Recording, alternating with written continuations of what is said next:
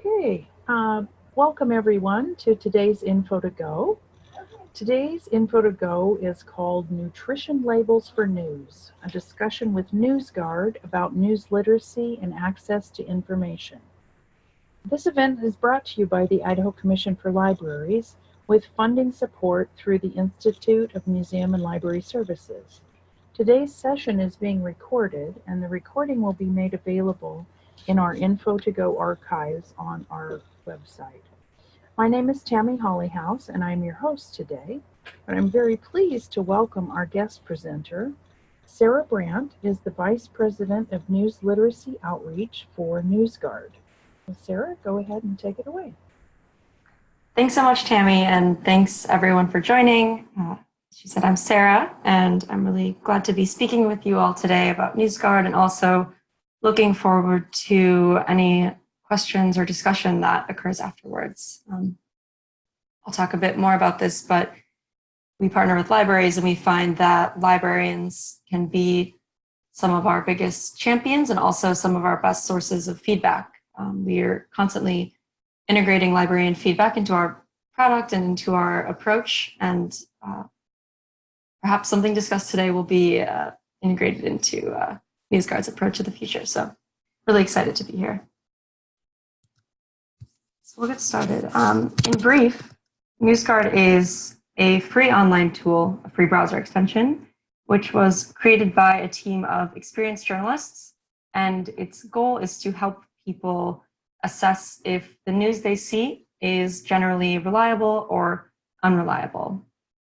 NEWSGUARD was founded just over a year ago, about a year and a half ago, March of 2018, in response to rising concern over the spread of misinformation and fake news.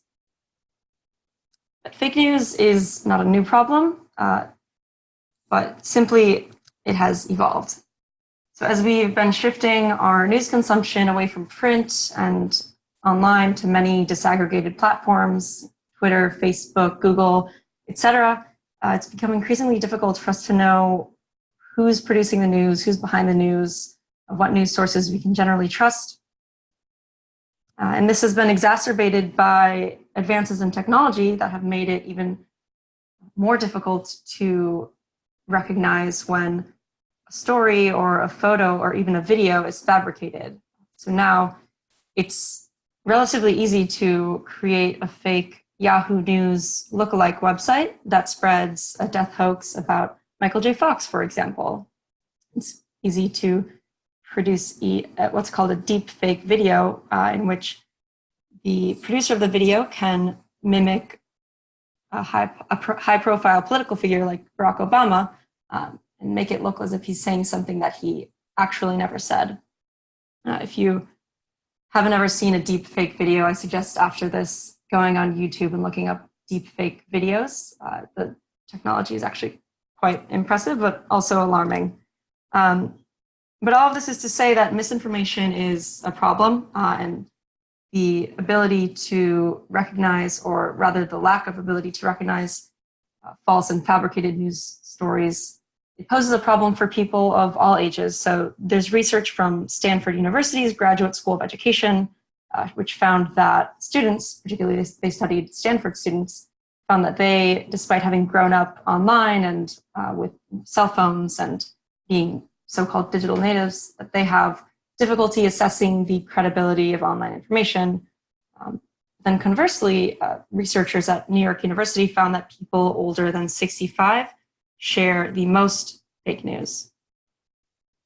So the problem is widespread, and there's also other problems plaguing the news industry is that trust in media is falling, and now new websites are cropping up daily. It's becoming increasingly difficult for readers to know which websites they can generally trust and which might be trying to deceive them or advance a hidden agenda.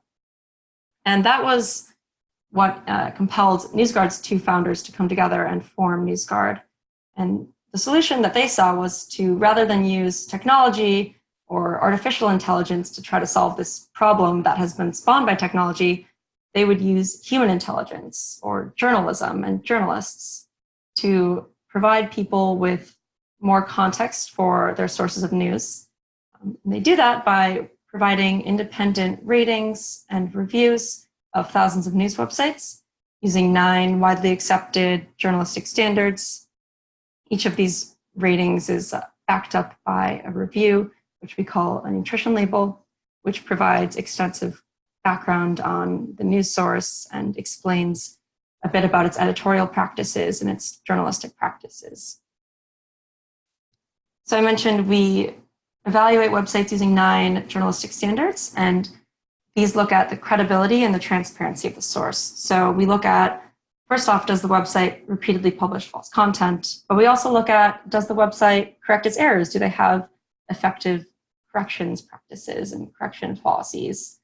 Do they use clickbaity headlines that try to deceive a reader into clicking onto something? Or do they write headlines that are representative of the stories that they represent? And then also we look at, does the website tell you who's behind it? Do they tell you who owns it, where its sources of financing are coming from? Do they tell you who's writing its stories? And do they have accountability practices that enable a reader to contact its journalists or its editors if they have any questions or issues with something reported on that source? The process that NEWSGUARD'S journalists go about when reviewing websites, it starts with selecting the sources. So we rate more than 2,500 websites, which account for 96% of online engagement in the US, which just means what's shared on Facebook or what's shared on Twitter, also what's getting the most page views. In addition to the websites that fall into that 96% bucket, NEWSGUARD also evaluates websites that may be spreading misinformation, that may begin rapidly trending, and we have ways to track that and to be notified when a new website is created, such as that fake Yahoo News source that I showed earlier. Once we've selected the websites that we rate, we research them. So each website is assigned to one of NEWSGUARD'S analysts, who is a trained journalist, and the analyst spends hours researching the website, reading articles on the website, and doing independent research. They also go through a process of reporting. So analysts will call the editors of websites whenever they have questions about the website or whenever they have anything critical to say. They will get their comment and include their comment in the nutrition label review that they write. Each of those reviews is edited by multiple editors at NEWSGUARD. It goes through at least 2, but often 4 rounds of edits. And some of our reviews are actually discussed by our entire staff. And then finally, these reviews are not static. So these reviews are constantly being updated every 3 months or more often if something significant changes with the news website. For example, if it undergoes a change in ownership. And just as NEWSGUARD expects that websites will correct errors, we also hold ourselves accountable for our errors, and we are transparent about any error that's made in any of our nutrition labels, and we will update the nutrition label with a corrections notice at the bottom. So based on the rating, based on those 9 standards that I showed earlier, websites receive either a green or a red badge from NEWSGUARD, indicating whether the website generally maintains basic standards of accuracy and accountability, or whether it does not generally maintain those basic standards. We give news sources the benefit of the doubt, and we assume that all sites are green until they've been proven red. And the 9 criteria are weighted, and those criteria are listed in order of importance in determining a red rating. So the first criteria, which asks, does this website repeatedly publish false content, is more important in determining the website's overall rating than the last criteria, which is, does the website provide information about its content creators and its journalists? So that means that some websites can fail a few criteria but still receive a green overall. So what we like to say is that not all sites rated green are equal. And we also like to make the important point that a red rating does not mean stop. NEWSGUARD never advocates for censorship. The red rating is simply intended to signal to a reader that they should pause and take the rating into consideration before sharing an article or retweeting it. In addition to those red and green badges, we also issue icons that indicate whether a source is a satire source, such as The Onion, or a platform like Wikipedia or YouTube, where users can generate content and content is not vetted in the way that it would be on a news website. So this is what a nutrition label looks like. It kind of looks like a Wikipedia entry, but unlike a Wikipedia entry, it's actually been edited and vetted by our team of journalists. So it's broken up into sections for ownership and financing. Tells you who's behind this website, how is it getting its money. Content, it describes the type of stories, videos, or other content that you might see on this website. And also if a website demonstrates political ideology or some other ideology, that will be described in this section as well. Then the following two sections are where we explain exactly why we evaluated the website that we did. So we explain what sorts of credibility practices and transparency practices the website upholds. And finally, there's a section giving a bit of historical context. And then at the bottom of every nutrition label, you can see the authors and editors who contributed to the label. Their names are linked and they lead to their biographies and also enable readers to contact them via email. And then there's a full list of sources with links, and every fact stated in a nutrition label is backed by a source in the source section. So the way that you can access these ratings, as I mentioned, is through a free browser extension. It's available for Chrome, Safari, Edge, and Firefox. It takes 30 seconds to download, and we don't advertise or collect any personal data. The way that NEWSGUARD'S extension is able to be offered to libraries for free is, on one hand, through support from Microsoft, but also our business model more generally is to license our ratings and reviews to other tech companies or other platforms who want to use them in their own products. And that's what enables us to make this available completely free for educational purposes. And then once you have the extension installed, it's a one-time install. So at that point forward, it automatically updates whenever new ratings are published. It's very hands-off. You don't need to go in and be doing software updates. And the way that the browser extension works is once it's installed, our icons, the NEWSGUARD red-green badges, will show up next to links to websites that have been evaluated by NEWSGUARD. So it'll show up on links, next to links on Facebook, Twitter, LinkedIn, Reddit, etc. And also when you're on a website itself, you can see NEWSGUARD'S rating in the upper right-hand corner. So to show you how this looks in action, here's a video. Say that you are a student and you're assigned a research project on fracking or hydraulic fracturing. So the first thing you might do is go to Google and search, what is fracking? You'll see Google search results will be populated with NEWSGUARD'S ratings. On the first page of that Google search results, a website called whatisfracking.com shows up. And this is a website that's actually funded by the American Petroleum Institute, and it provides very slanted, biased information about the process. But it's not very transparent about this, and if you didn't dig deeper into the website, you might miss the fact that this is not the most objective source of information. And then you can click over the hover and see the full nutrition label. It just gives you a sense of what these look like. So it's really just not blocking content, just enabling you to hover if you want to, and then click to see the full nutrition label. Great.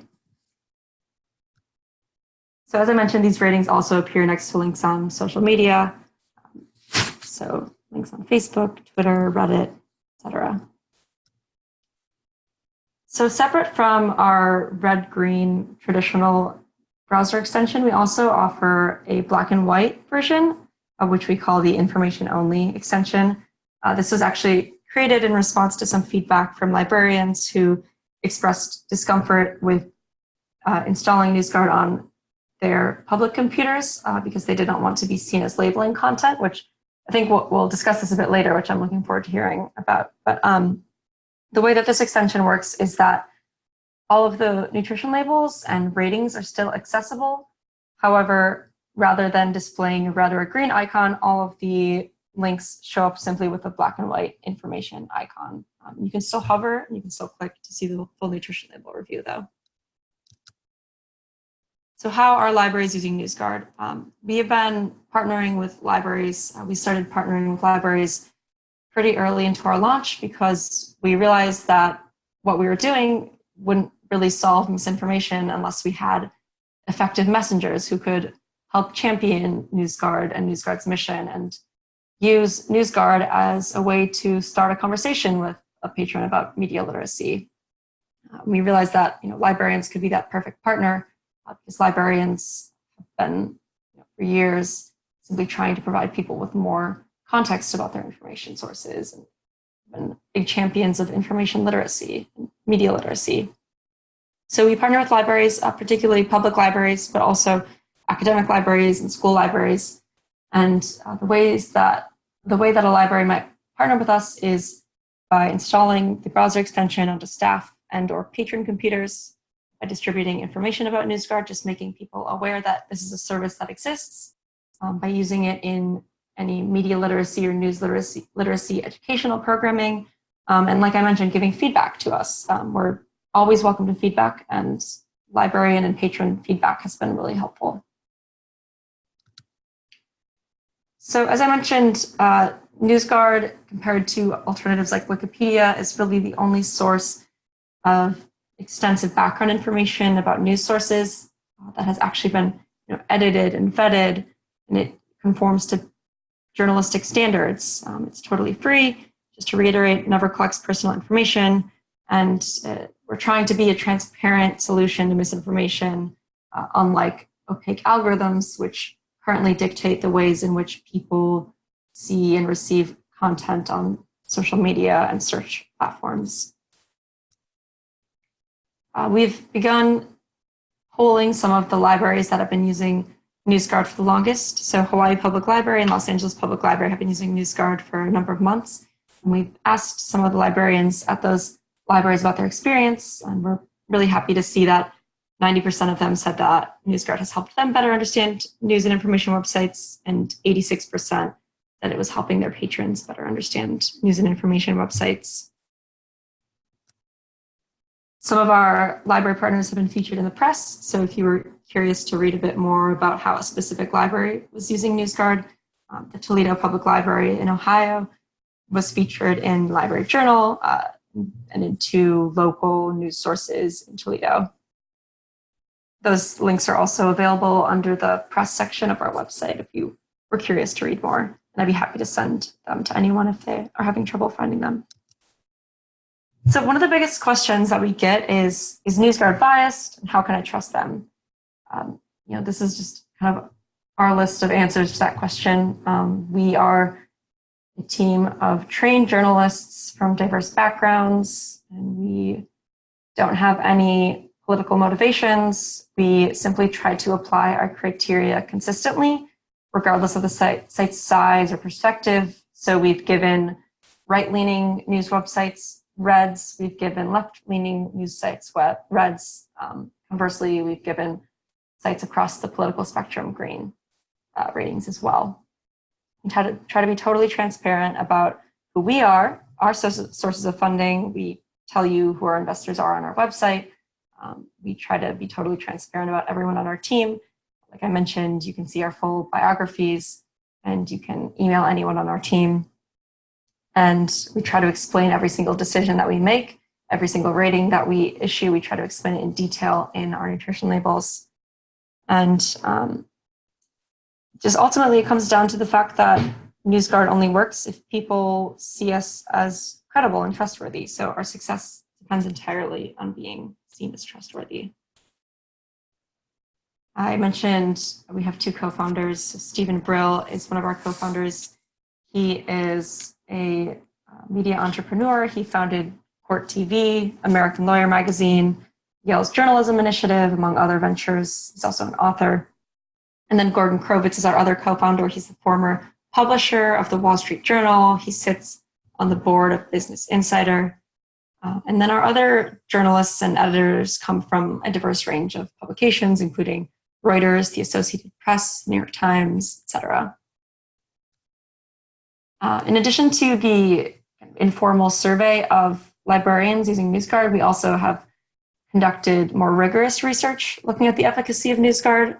So in December 2018, Gallup and the Knight Foundation studied the effectiveness of NewsGuard's browser extension.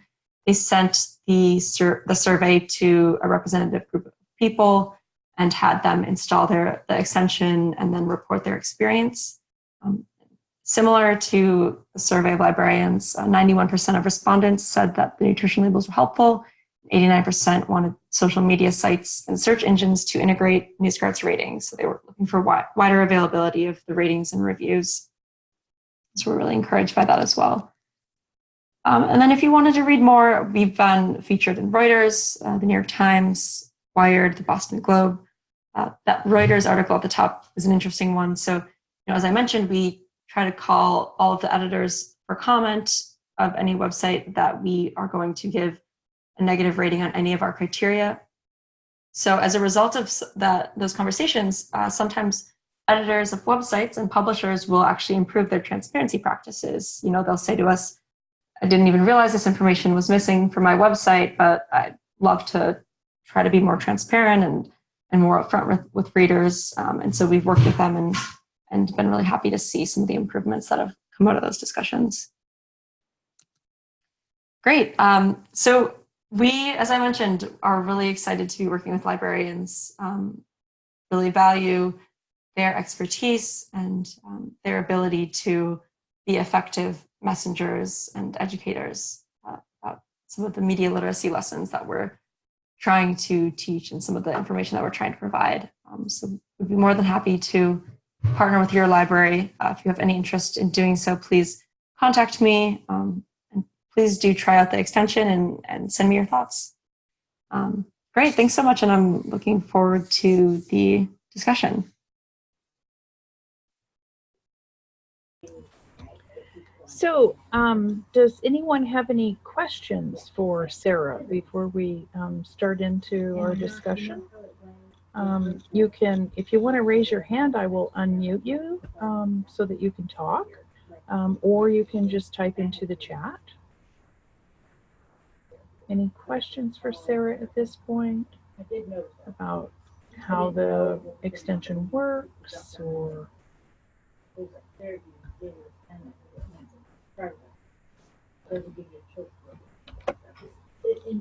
Here's a question from Robin.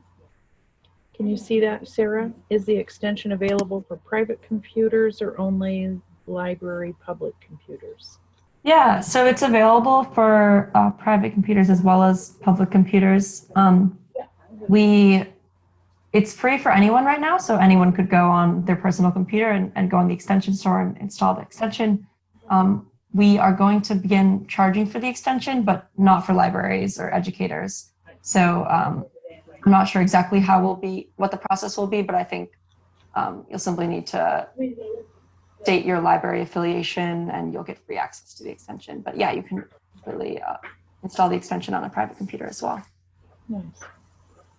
And then there's another question. When you use the black and white version, when you hover, does it then show the red and green on the subcategories?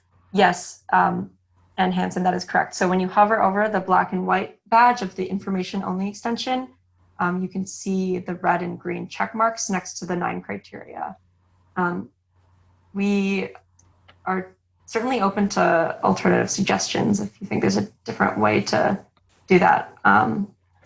That version of the extension is quite new. And I will mention, I forgot to mention this earlier, but if you go into any of the browser extension application stores and just search NewsGuard, you'll be able to find the red-green version. However, to get access to the black and white version, you would need to get a private link from me or one of my colleagues. So simply contact me or one of us directly and we can send that to you. I really appreciated NewsGuard's responsiveness to, coming up with that black and white version.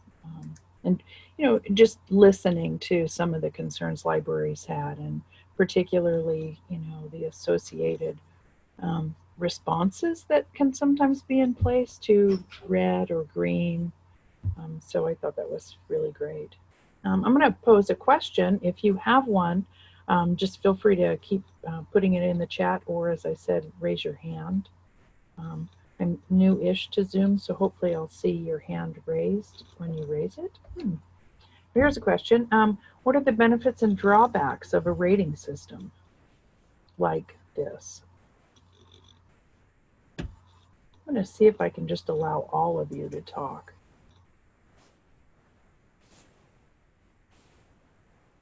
Anybody want to chime in?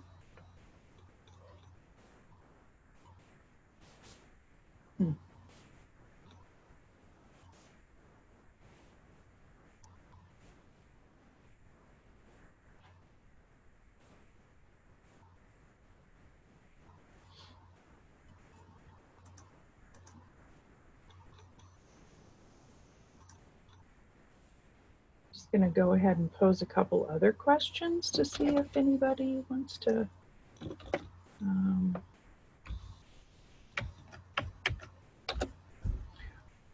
Are there some types of libraries that might be better candidates than others for a rating system like this? Here we've heard from Jalissa. She says she thinks one of the benefits is that it creates opportunities to begin conversations about credibility. Right? Absolutely. Right? With your customer or your student, depending on the type of library that you're at, seeing one of the little labels is a way to begin having a conversation. Do we have anybody out there who's from a school library? I think those of you that were from Idaho, you were from public or academic libraries. Just didn't know if we had. Ruth, are you by any chance, or from a school library? Public, okay. Yeah, I think this time of year we don't have a lot of school librarians on board, but I think they definitely might view this through a different lens than those of us in a public library or academic library might. So those of you that are familiar with ALA, I wondered if any of you had any thoughts about ALA's stand on labeling and rating systems. I included a link to that if anybody wants to quickly take a look.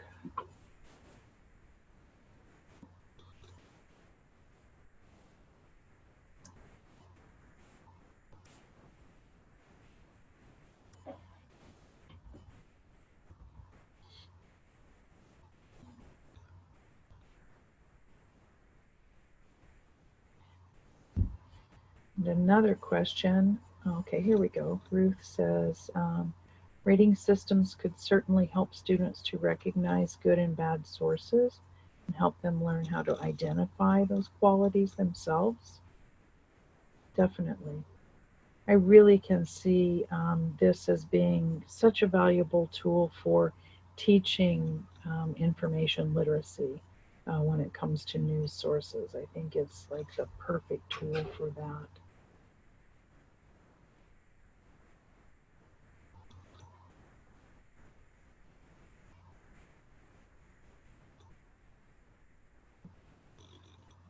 Well, as I suspected, the chat is not always the best place for a discussion, but question about, how do we balance the need to evaluate news sources with the library's tradition of not labeling or rating sources?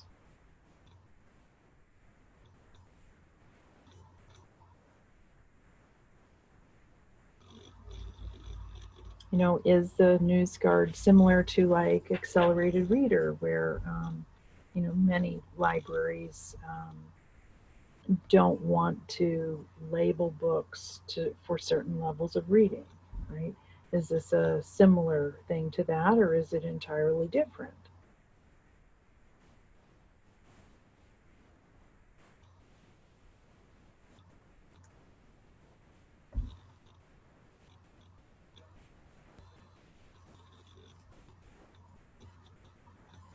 So Robin is asking, when was the last time ALA looked at their policies for labeling? And I don't know the answer to that. It's a very, very good question.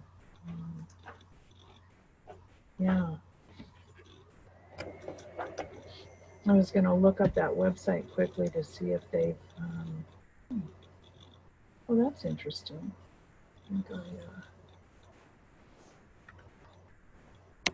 That link that I posted, just get rid of the how after it. For some reason, it took my second. So it looks like July of 2014 is the last update and adoption to, I'll post it one more time. Oh yeah, Sarah indicated the same thing.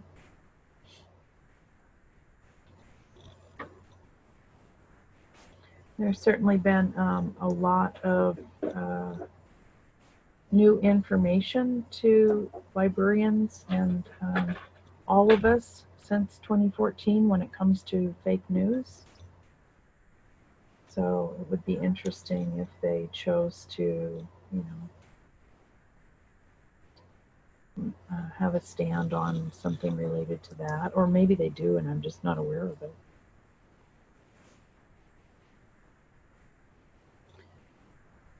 So Sarah, I believe that I read and you somewhat mentioned that Microsoft is a partner in this. Do you want to talk just a little bit about that? Yeah, absolutely. So Microsoft was one of our first supporters. Well, the backup, we were founded with a round of investing money, which, as I mentioned, you can see our investors on our website. They include the Knight Foundation, Publicis Group, which is a large French media company.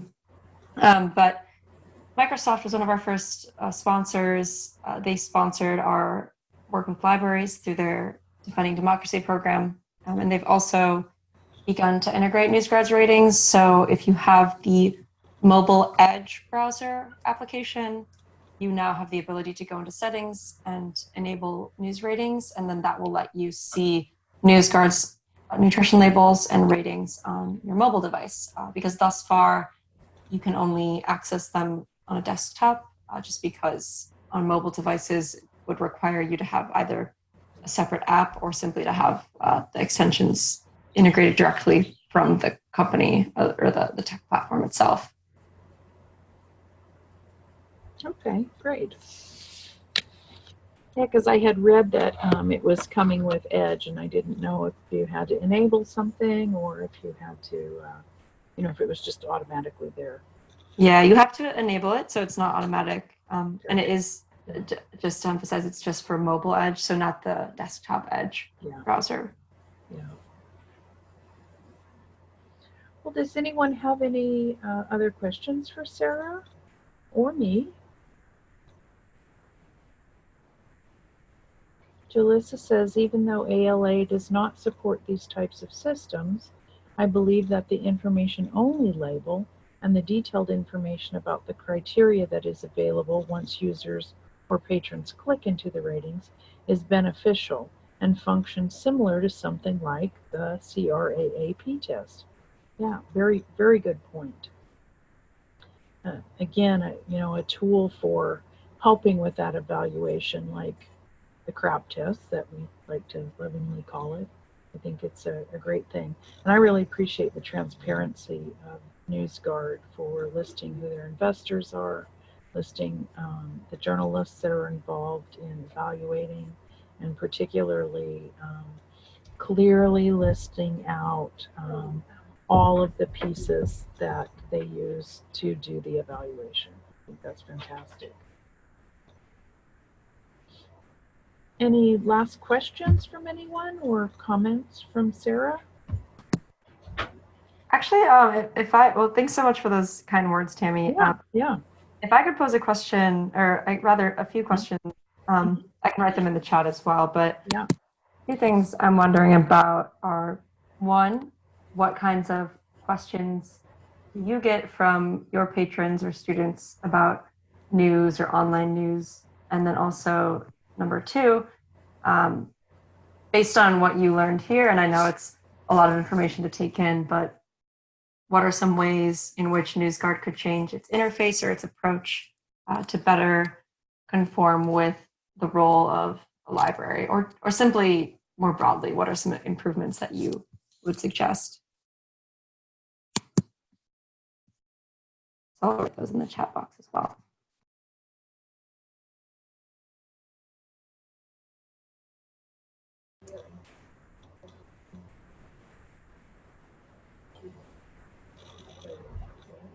Anybody has any comments or answers to Sarah's question? Go ahead and put those in the chat box.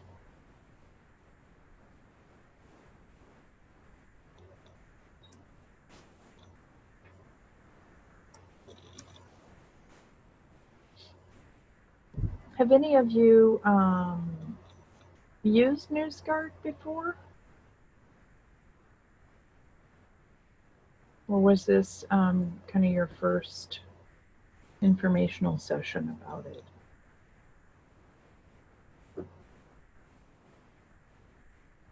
So Sarah Ruth says that they're often asked about how to find certain sites or stories, but not asked, yeah. Not asked about the veracity of those stories. Isn't that true? Okay, so that's good. Most of you had not used it before, so now you can maybe pop out and try the add-on and kind of see what you think.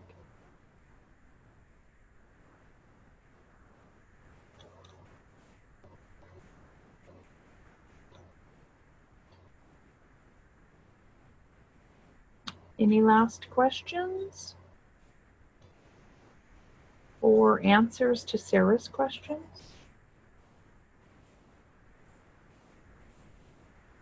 Yeah. Ruth mentions that, you know, she has used websites such as Snopes or to evaluate, which is great. Yeah, that's great. We often will reference fact-checking sites like Snopes in our nutrition labels. We found their work can be very helpful for us. That's great. Well, if we don't have any more questions, I just would like to thank Sarah for taking time today to share this with us. And thanks to you all for joining us. Appreciate it. Yeah, thank you all so much. Thanks for hosting, and thanks for taking time today to listen. Thanks. Go ahead and